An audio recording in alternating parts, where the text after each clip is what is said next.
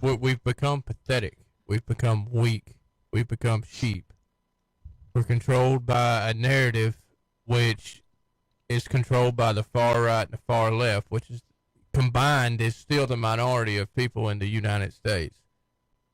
Basically, the ignorant are making the decisions for us, and I'm tired of it. Well, I'm not sure they're ignorant. I think they're very intelligent schemers, narcissists. Well, the leaders are. I'm talking about their base. Right. The leaders absolutely are. The leaders, all the leaders are doing is they just see that they're picking out the bad apples. They see what's weak within our nation, and they're using it in their favor.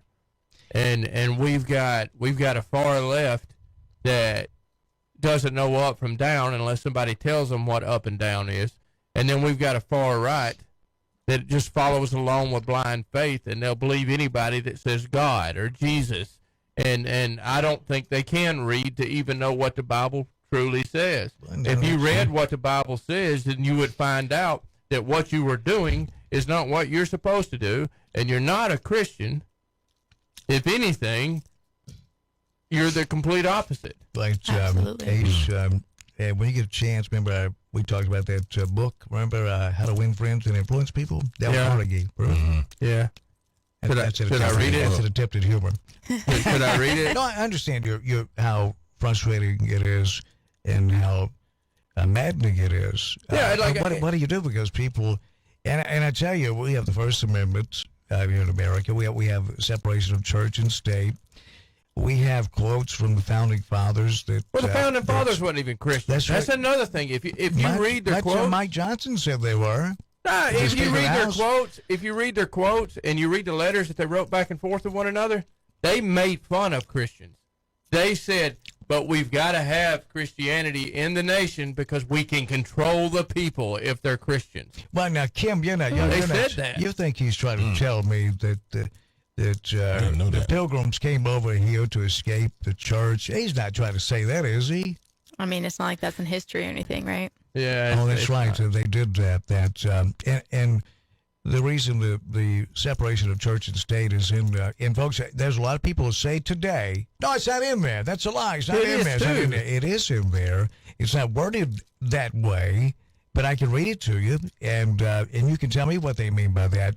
It's in the reason why it's in there. Well, one of the reasons is, you know, who asked, who called? Was it Jefferson they called or Madison?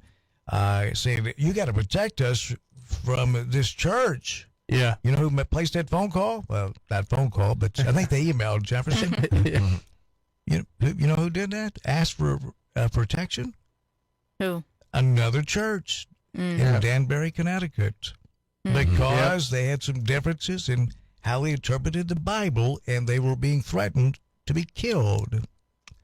That's and he promised, Thomas Jefferson promised, you will never, ever have to worry about that in the United States of America. We are still the only, first and only country that has in the Constitution, it's a secular Constitution, that's a godless Constitution. And people, I'm afraid, and I have friends and family listen, go, what are you talking about? Well, I'm just not going to play along with it anymore because it's hurt you, and it's hurt our country, and it's gone too far. And we've got to grow up out of this and talk about these things if we're going to change things. And you can pretend we're not in the top 20 any longer. You can pretend we're still in the top 20, I should say, in the American dream, which some say they call it the American dream because you have to be asleep to believe it. That's social mobility. We're not in the top 20 in the American dream anymore. But yet we just, I guess it, well, you know, if there's nothing will get our attention any longer. I'm afraid.